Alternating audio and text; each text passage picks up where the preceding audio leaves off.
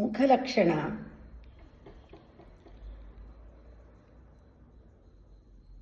ಎಷ್ಟೊಂದು ಕಮ್ಯುನಿಕೇಟ್ ಮಾಡುತ್ತೆ. ಮುಖಲಕ್ಷಣ ಅಂದರೆ ಅದಕ್ಕೊಂದು ಬೇರೆ ಭಾಷೆನೇ ಇದೆ. ಒಳ್ಳೆ ಫೀಲಿಂಗ್ ಇದ್ದರೆ ಮುಖದಲ್ಲಿ ಹೊರ ಹೊಮ್ಮೋದು ನೋಡಿದ್ದೀರಾ? ಒಳ್ಳೆ ಫೀಲಿಂಗ್ ಇದ್ದರೆ ಸ್ಟಿಮ್ಯುಲೇಟ್ ಮಾಡುತ್ತೆ ಸುತ್ತ ಇರೋರನ್ನ.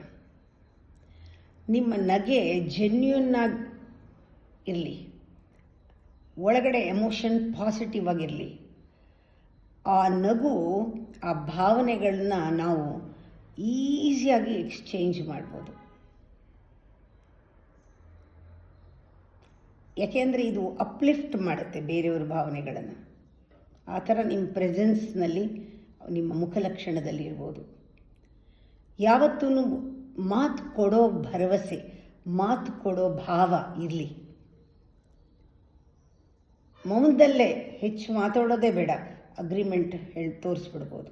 ಎಕ್ಸ್ಪ್ರೆಷನ್ನಲ್ಲೇ, ನಿಮ್ಮ ಪಾಶ್ಚರ್ನಲ್ಲೇ ಒಂದು ರ್ಯಾಪರ್ಟ್ ಇರುತ್ತೆ, ಒಂದು ಅಂಡರ್ಸ್ಟ್ಯಾಂಡಿಂಗ್ನ ತೋರಿಸ್ಬಿಡ್ಬೋದು. ನಾನು ನಿನ್ನ ಅರ್ಥ ಮಾಡ್ಕೊಂಡಿದ್ದೀನಿ ಅಂತ. ನಮ್ಮ ಮಾತು ಸ್ವಲ್ಪನೇ ಆಡಿದ್ರೂ ಇಂಪ್ರೂವ್ ಮಾಡಿಕೊಳ್ಬೇಕು. ಆ ಗೆಸ್ಚರ್ ಕೂಡ ಮಾತಾಡುವಾಗ ಅದರಲ್ಲಿ ಕೂಡ ಸ್ಪಷ್ಟತೆ ಇರಬೇಕು. ಇದೆಲ್ಲ ನಾವು ಒಳಗಡೆ ಬ್ಯಾಲೆನ್ಸಲ್ಲಿದ್ದಾಗ, ಒಳಗಡೆ ಹಾರ್ಮನಿ ಇದ್ದಾಗ, ನಮ್ಮ ಒಳಗಡೆ ಎಡ ಮತ್ತು ಬಲ ಮೆದುಳು ಒಟ್ಟಿಗೆ ಒಂದೇ ಸಮ ರಿದಮಿಕ್ಕಾಗಿ ಕೆಲಸ ಮಾಡ್ತಿದ್ದಾಗ, ಎಮೋಷನ್ ಆ್ಯಂಡ್ ಲಾಜಿಕ್ ಕೋಹರೆಂಟಾಗಿ, ಹಾರ್ಟ್ ಆ್ಯಂಡ್ ಮೈಂಡ್ ಕೋಹರೆಂಟಾಗಿದ್ದಾಗ ಆಟೋಮ್ಯಾಟಿಕ್ಕಾಗಿ ಇವೆಲ್ಲವೂ ನಿಮ್ಮ ಎಕ್ಸ್ಪ್ರೆಷನ್.